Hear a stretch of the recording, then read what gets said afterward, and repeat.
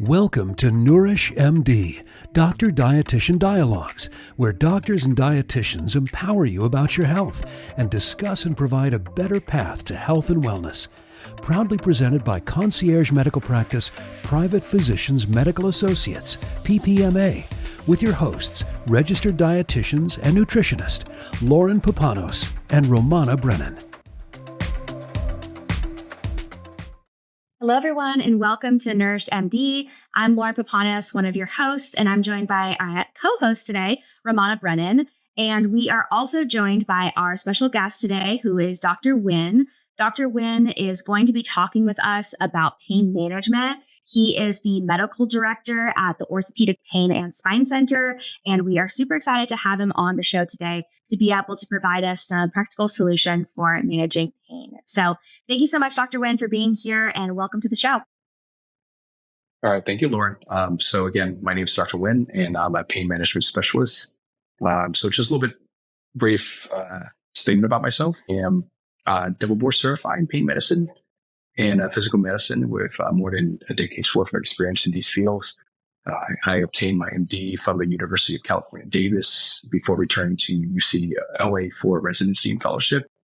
And currently, as you mentioned, I'm serving as the medical director at Orthopedic Pain and Spine Center, which is a private practice located in Costa Mesa. Awesome. Thank you. And in your specialty, what are some of the most common reasons that patients come to see you? Yeah, absolutely. So probably the most common referral for patients to come see me has to do with neck and low back pain, stemming from strained muscles, herniated disc, sciatica, which is pretty common, or spinal stenosis. In addition, I also see a lot of other common orthopedic injuries, rotator cuff tear, hip arthritis, knee arthritis, fair share of headaches, disorders, migraines, TMJ disorder. And a small part of my practice also deals with neuropathy and cancer pain as well. And I would say probably one of the most common reasons patients come see me is because they're actually looking for options that may not involve surgery. They've already seen a surgeon, and the surgeons have decided maybe this is not a surgical case yet. The patient should explore all of their conservative management first before getting surgery. Or the patient themselves may not want surgery as a first step, or simply may not be a candidate for surgery for a variety of medical reasons.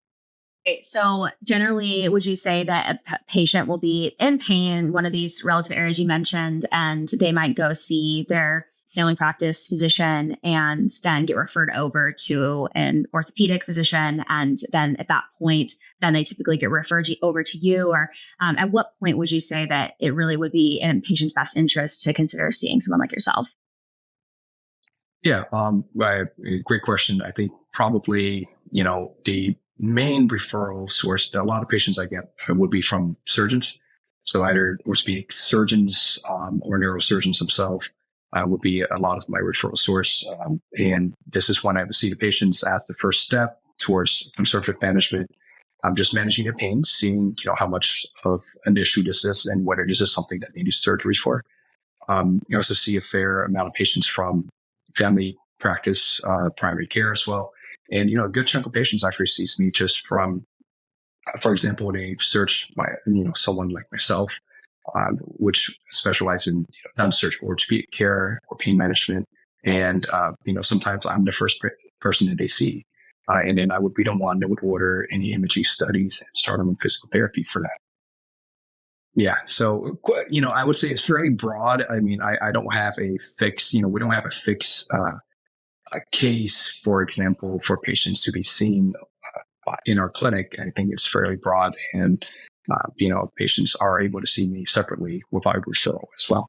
And I'm sure because you're seeing such a broad case range that their treatment options are also quite broad, but I would love to spend a little bit more time today kind of diving into what those different treatment approaches might look like, anywhere from medications to, you had mentioned, physical therapy referrals. We also are aware of any kind of psychological therapies that might be beneficial for a pain management situation. So can you share with us a little bit more about just little tastes of different areas of pain management therapy, pain management treatment that you might recommend or take your patients through? Yeah, no, absolutely. I think that's I would say my main emphasis is to help patients find pain relief and improve their quality of life, with the goal of returning them back to their previous functional status. And this is achieved through a comprehensive and individualized care, as you mentioned. And we work with their team, with their other providers as well. So probably the mainstay, as you mentioned, with treatment options, with approach for our most common symptoms. First off is medications. This is fairly broad and complex. I think it depends. We tailor the treatment based on the patient's comorbidities, what other medical conditions they may have. But probably the most common treatment options that most people are familiar with would be anti-inflammatories. So people take Advil, ibuprofen. These are the common class of medications that people take to suppress pain from inflammation. Then you move on to what we would prefer to use as non-opioid adjuncts. So these are pain medications that are not opioids. So these can be a muscle relaxant. This can be a nerve pain medications. These are different classes of medications that are not habit forming that can help you with your pain if you're still having trouble. And probably the last class of medication we use, which would be opioid. And these are mainly for severe pain. That's not relief with the previously mentioned medications. And the use of these controlled substances does require close monitoring by pain management specialists like myself to balance the risk and benefit. So I think that kind of summarizes the medication aspect of things. And then you briefly mentioned physical therapy. I do see physical therapy and home exercise program with physician supervision and guidance as an integral component of success in my field. So, for example, I do provide a lot of interventional procedures to alleviate pain, such as epidural injections, nerve block, nerve ablations, and joint injections. But even if I improve these, the symptoms with injections themselves or medications, we still recommend physical therapy to correct the underlying disorder and deformities, which causes symptoms in the first place. So just by treating the symptoms, you may miss, on being able to do preventative care, which is what I'm pretty big on. And the goal would be to focus on these pain from preventing from coming back. Once we have successfully treated with the above mentioned options. And I believe one of the topics you mentioned was psychological therapy, neuromodulations. So we probably need to define what is neuromodulation in this instance. The technical term for neuromodulation, it refers to any sort of interventions that can affect the neuronal circuit. That can be the result of a chemical or electrical process. So you're essentially looking at a chemical neuromodulation as something that's achieved through medications that can affect your neurons that's responsible for psychological processing. In other words, pain. Your perception of pain can be modulated. So there are several medications I do utilize in my practice that can help to reduce the pain level perceived by the patient. Something commonly that we see is someone that's in pain will actually have insomnia, trouble sleeping, and they'll also have depression. They have mood disorder because they're constantly being disturbed by the pain, and you're not getting good night rest. You're waking up, you're not well rested, and you're in pain. So this goes into another feedback loop that we try to break or interrupt with the chemical neuromodulations through medications. There's also another process called electrical neuromodulations, in which we do use a electrical impulse to essentially block your brain's perception, our ability to perceive chronic painful inputs. So this is done through a procedure as well. And essentially what we're looking for is to hijack the brain signal and prevent it from sensing the pain that's typically bothering you. So both of these methods can provide additional pain relief for the patient, in addition to what we talked about. I think lastly, something that we also use in the clinic, in addition to, would be regenerative medicine. And we can briefly cover this topic. I think people have heard a lot about this. One of such is therapy or proliferative therapy, in which we inject a chemical that's known to cause some amount of irritations, but fairly benign. For example, glucose that can be injected into the painful area. And the thought process is actually you want to stimulate growth with this.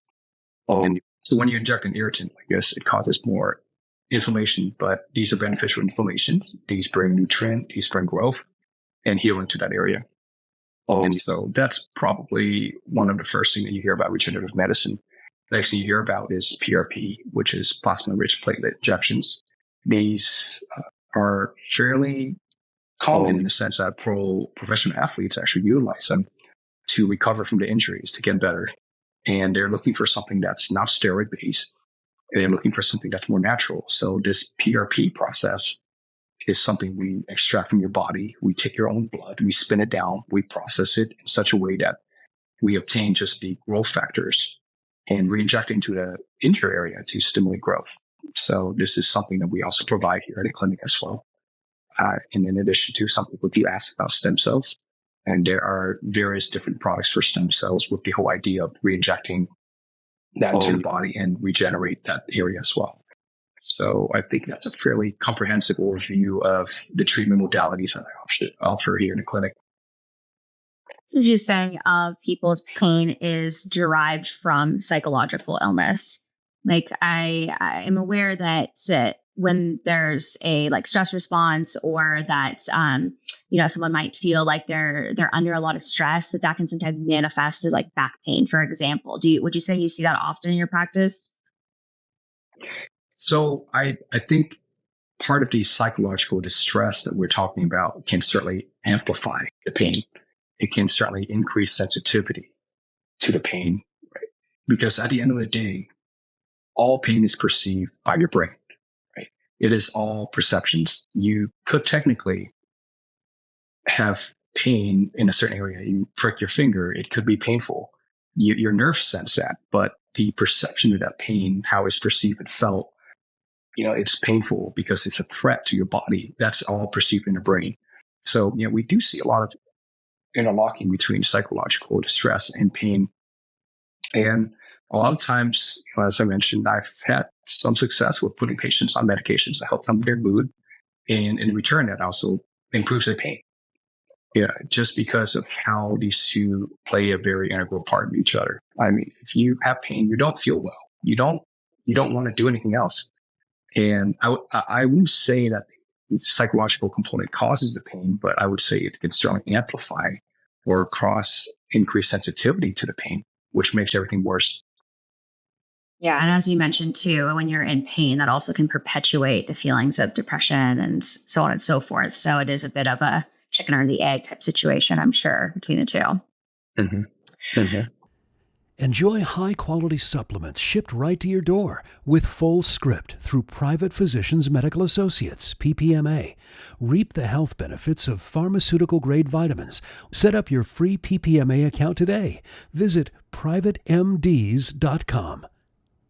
So you mentioned a few regenerative medicine practices, which would probably be different than some of the more complementary type practices, which may include things like dietary modifications or maybe supplementation, vitamins, or even maybe other things like acupuncture or such. Have you seen any success in patients that have chosen to use those in conjunction with any of the pharmaceutical or physical therapy / regenerative medicine type treatments that you offer? Yeah, absolutely. I think these are, we are a big believer in this clinic of using a multimodal approach, which means more than just one field. I am a physician, but I also, see patients benefiting from doing acupuncture. I mean, there's good evidence in medicine that shows that acupuncture can certainly help with, for example, depression. And at the VA, they're actually doing something called battlefield acupuncture to help with pain from arthritis. So there's actually good, solid evidence-based medicine for, these complementary alternative medicine treatments that you mentioned.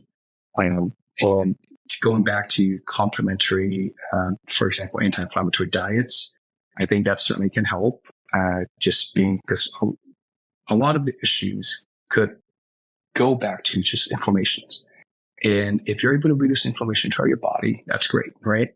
If you're on a better, healthier diet and you're able to lose weight, that takes less stress on your back and your joints, I think that's all beneficial for you. So I've had a few patients that eventually switch over to a gluten-free or vegan diet, lost a tremendous amount of weight, and all of a sudden their knee joints, their pain in their joints got a lot better. And again, as I mentioned, it's twofold. There's the physiological loss of weight, which decreases the stress in the joints. Also, you're just having less inflammation going around your body. So I think that's certainly a beneficial treatment option. I think you asked me about supplements as well, supplementary diets. Yeah. So if we're talking about vitamins, these are, I usually tell my patients, I think these are fine for you to take.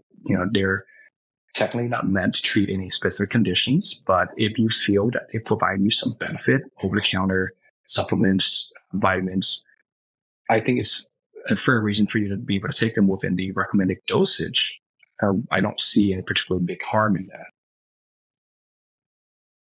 Awesome. And when it comes to the different treatment options that you have described for us today, do you feel that there's a hierarchy? Like, would you go to the medications or the physical therapies first before you do the medications? Or is it, of course, it's going to be an individualized approach. And I understand that it's very comprehensive, probably using a handful of these modalities in conjunction with one another. Is there more or less a hierarchy? Would you go to a certain type of treatment before kind of leveling up to others?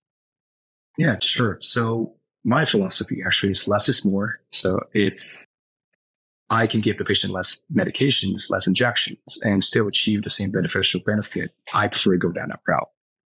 And when the patient comes in to see me for an evaluation, we discuss what I think may be going on with them, what's causing their symptoms. And then we'll discuss the various treatment options. As you mentioned, for us, realistically, there's really only 4 treatment options. One is, first off, is physical therapy, and then there's medications, then there's injections, and then there's a step is, if none of that helps you, would be surgery. So if you're talking about that, is there something we go to first? Usually I try to approach the topic with a conservative approach, meaning, have you done ice and heat? Have you done anti-inflammatories? Have you done physical therapy? I think those are a solid first start, regardless of whatever you decide to do. That's what I typically offer my patients. And if, however, we have to, again, as we mentioned, individualize their symptoms, right? If you're coming in to see me and you're in extremely excruciating pain, then we definitely may have to, start you on a stronger medications or even offer the injections if they're herniated disc. So we start off, as I mentioned, very conservatively, and then we can kind of go from there. I tell my patients that just because you choose one option does not exclude you from us pursuing the other treatment option as well. So some patients, they choose to do it one step at a time, and some choose to do pretty much everything all at once. Yeah.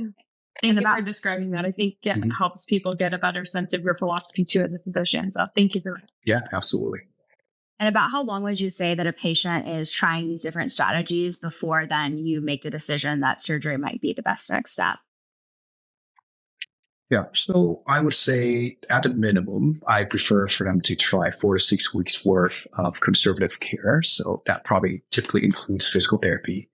Most physical therapy sessions go about 6 to 8 weeks. So once you get through about half of it, you have an idea whether this is helping or not. And then we go through our gamut of possible injections that may be helpful.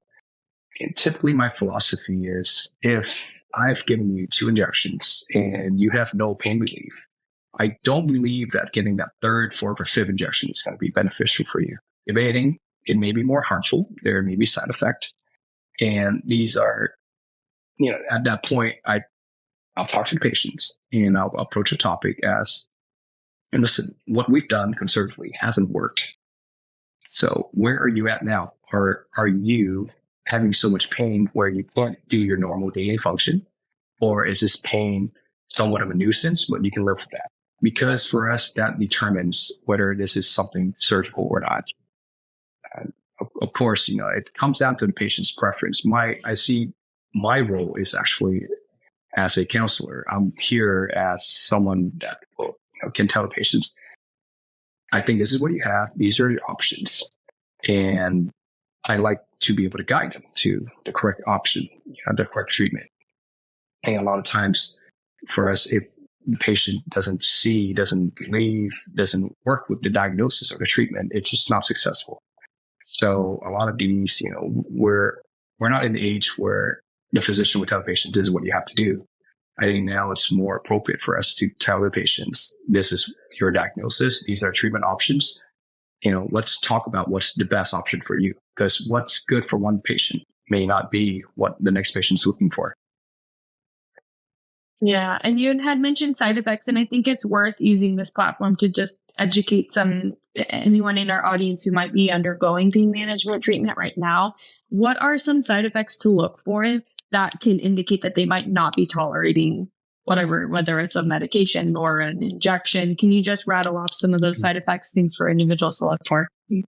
Sure. I believe mostly with medications, very common ones are tiredness or drowsiness. The way that these pain medications work on our body is that it can certainly affect your brain. So tiredness and drowsiness may be a common side effect. Some people get nausea, constipation. So these are things that we look for and see that we may need to adjust the treatment options. Because I think for everything else, if you're drowsy, if you're constipated, you're nauseous, that's pretty impactful in your life, right?